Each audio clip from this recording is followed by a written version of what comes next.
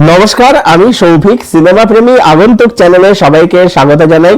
এখন এই ভিডিওতে কথা বলবো একদিন এই বাংলা শর্ট ফিল্মটাকে নিয়ে, যেটা পরিচালনা করেছেন পরজ, এবং এই শর্ট ফিল্মের মধ্যে ফিচার করেছে রূপম রিভিউ চ্যানেলের রূপম দত্ত, অর্থাৎ রূপম এই কাজটার মধ্যে অভিনয় করেছে।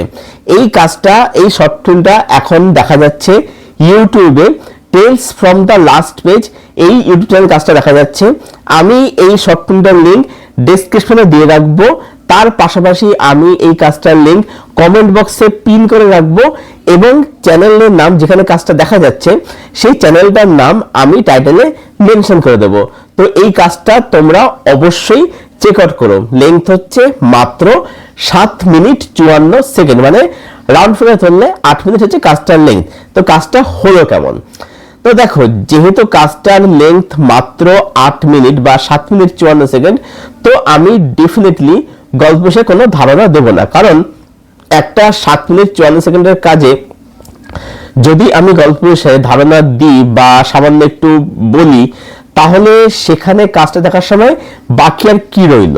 তো আমি চাই যে কাজটা তোমরা দেখো, যে লিঙ্ক আমি দিয়ে রাখবো সেই লিঙ্কে কাজটা অবশ্যই চেক আউট করো।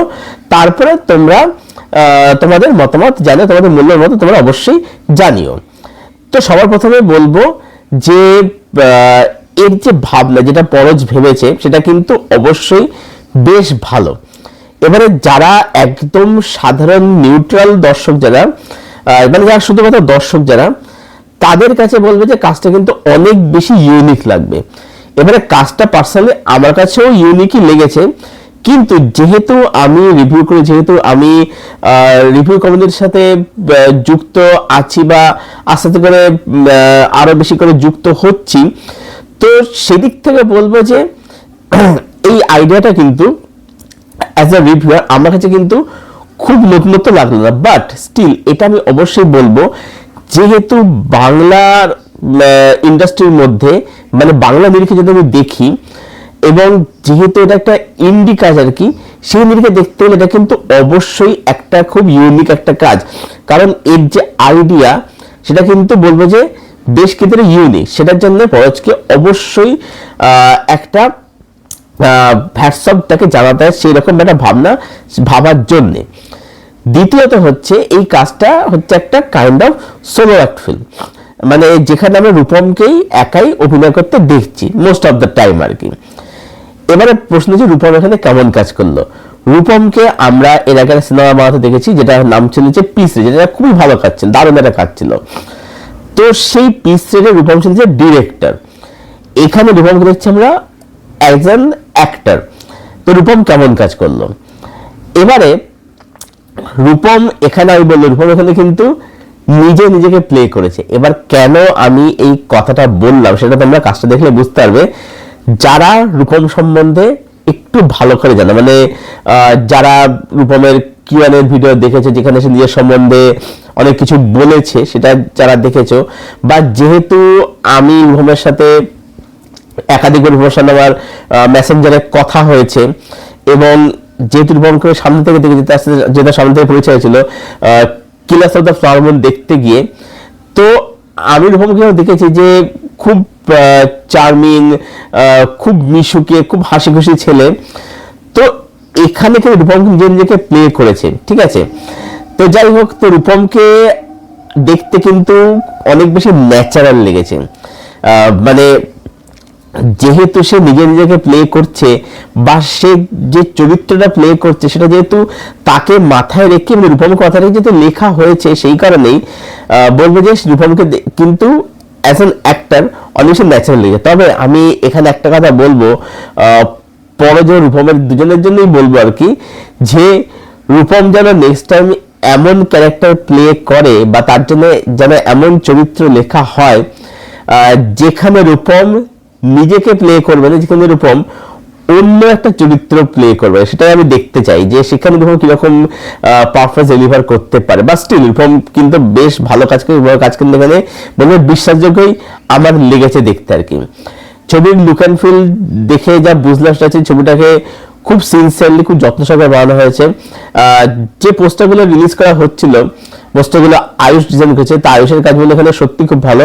তো পোস্টারগুলো দেখে বোঝা যাচ্ছিল যে কাজটাকে খুব যত্ন সহকারে নির্মাণ করেছে, কারণ যেহেতু পোস্টার একটা বেসিক জিনিস আর কি। তো সেই জায়গায় দাঁড়িয়ে যেখানে পোস্টার একটা বেসিক জিনিস, যেখানে পোস্টারের উপরে এত ফোকাস করা হচ্ছে, তার কালার গ্রেডিং বলি, পোস্টার দেখতে লাগছে আর কি, সব মিলে যদি বলি আর কি, তার যে লেখা যে স্টাইল ফন্ট আর কি দেখতে লাগছে, তাতে বুঝতে পারছি কাজটা কিন্তু খুব সিনসিয়ারলি, খুব যত্ন সহকারে কাজটা কিন্তু বানানো হয়েছে। এবং এই কাজটার যে মেকিং, যে শট, যে ক্যামেরার কাজ, কালার গ্রেডিং এর কাজ, সেগুলো দেখে কিন্তু পরিষ্কার বোঝা যাচ্ছে যে শুধুমাত্র পোস্টার লেভেলের পাশাপাশি কাজটাই কিন্তু খুব যত্ন সহকারে বানানো হয়েছে। মানে আমি অনেক ইন্ডিপেন্ডেন্ট কাজ দেখেছি, আমাকে এর আগে অনেকেই লিঙ্ক পাঠিয়েছে কথা বলার জন্য, তো আমি সেই কাজগুলো দেখে আমি বুঝতে পেরেছি যে সেই কাজগুলোর মধ্যে অনেক ক্ষেত্রে, সব কাজের ক্ষেত্রে বলে অনেক ক্ষেত্রে দেখেছি কাজগুলোর মধ্যে কোনো সিরিয়াসনেস বা কোনো সিনসিয়ারিটি, কোনো ম্যাচুরিটি কিন্তু একদমই নেই আর কি। মানে জাস্ট একটা শুট করতে হয়, করে দিলাম, বানিয়ে দিলাম, সেভাবে কাজটা বানানো হয়েছে। এবং সেখানে যারা অভিনয় করছে তাদের অভিনয় অনেক ক্ষেত্রে প্রচন্ড মানে কাঁচা লেগেছে, যেহেতু নন অ্যাক্টরদের কাজ যেহেতু করা নাই, সেই জন্য দেখতে কাঁচা লেগেছে। বাট এইখানে সেটা কিন্তু একদমই হয়নি।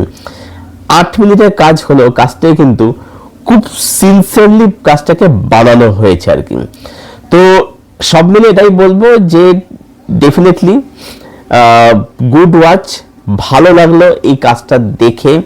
হ্যাঁ, মানে এটা অবশ্যই বলতে পারি যে যেহেতু আমি রিভিউ করি, যেহেতু আস্তে আস্তে যুক্ত হচ্ছি রিভিউ কমিউনিটির সাথে বা হয়েছি আর কি, তো সেদিক থেকে দেখতে গেলে আমার কাছে আইডিয়াটা নতুন না লাগলেও, যেহেতু বাংলার মধ্যে, যেহেতু ইন্ডি কাজের মধ্যে যদি আমি ধরি, তাহলে বলবো যে অবশ্যই এটা একটা ইউনিক আইডিয়া, একটা ইউনিক কাজ। তো যেখানে বয়সকে অবশ্যই একটা হ্যাটসঅ্যাপ জানাতে অবশ্যই হয় আর কি। তো এই ছিল আমার ওভারঅল ওপিনিয়ন একদিন এই কাজটার নাম একদিন, কারণ এটার উপরে একদিন এটার ঘটনা দেখানো হচ্ছে মাত্র 8 মিনিটের আর 7 মিনিট 54 সেকেন্ডের পরিসরে। তো যারা এখানে কাজটা দেখনি তাদের সবাইকে বলবো যে আমি কাজের লিঙ্ক দিয়ে রাখছি ডেসক্রিপশনে, কমেন্টে পিন করে রাখছি, তার পাশাপাশি টাইটেল মধ্যে আমি চ্যানেলের নামটা মেনশন করে রাখছি। সেখান থেকে যেখান থেকে হোক কাজটা অবশ্যই দেখো এবং তারপর জানিও তোমাদের মূল্যবান মতামত, কাজটা তোমাদের কিরকম লাগলো।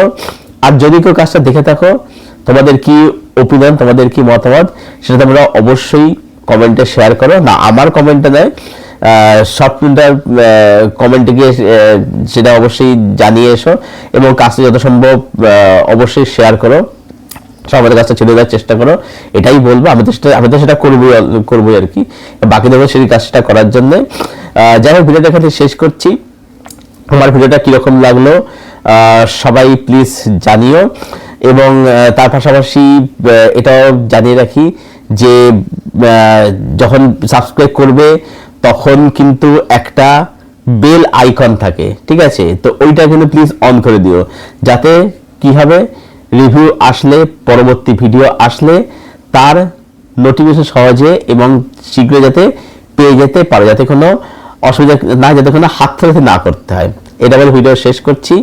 আবার দেখা হচ্ছে তোমাদের সাথে খুব শীঘ্রই নতুন কোনো একটা ভিডিওর সাথে। ততক্ষণের জন্য সবাই খুব খুব ভালো থেকো, সুস্থ থেকো এবং সিনেমার সঙ্গে জুড়ে থেকো।